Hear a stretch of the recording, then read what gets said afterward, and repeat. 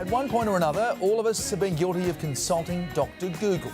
But nowadays, some people are choosing to treat ChatGPT like a personal therapist, turning to AI for advice to better their mental well-being.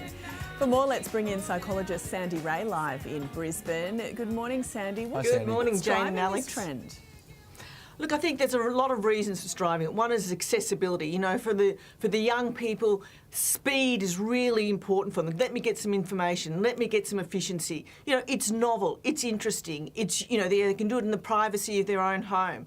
For rural and remote people, it's, you know, provides an opportunity to talk or get some information that they otherwise may not have access to. And so what kind of advice can these programs offer?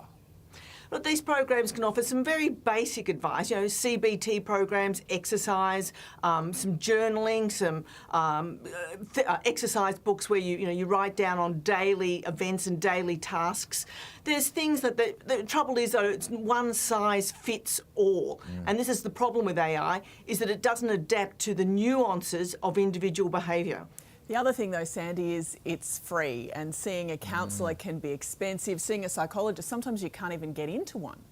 That's true, and this is one of the, I guess, the attractiveness of AI is that you think that you can get to see and get information. And as a starting point, it really is a great tool. It's a great auxiliary tool to get information that you otherwise may not have. So I'm not absolutely poo-pooing accessing AI, but it really needs to understand that it does not adapt to individualised therapy.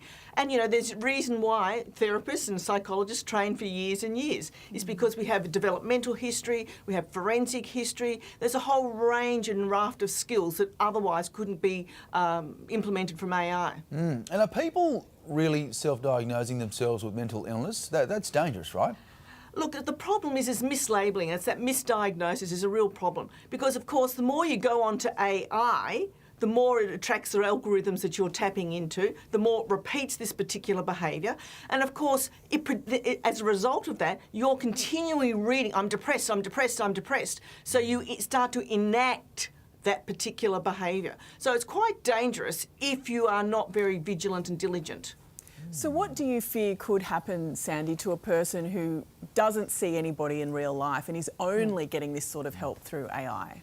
Well, one of the problems, giving an example, just say you're taking, you know, substance abuse, whether it's alcohol or drugs, and you read on AI, go cold turkey. I'm going to go cold turkey. Well, there's a whole raft of problems. It could be turned to violence. It could turn to community outrage because the person might be going into theft. There's a whole raft of problems that people through misdiagnosis could actually happen. So I think we need to be very, very careful. Use it as a starting point, sure, but then see what unfolds and how you can access professional help.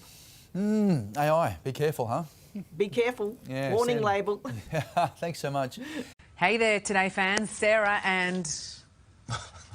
What's my name again? Oh my God. Carl. Hey, thanks for watching our YouTube channel, though. Subscribe now for more news, special reports and amazing Aussie stories. And Carl misbehaving, Whoa, of course. that never happens. Always happens. What's she talking about?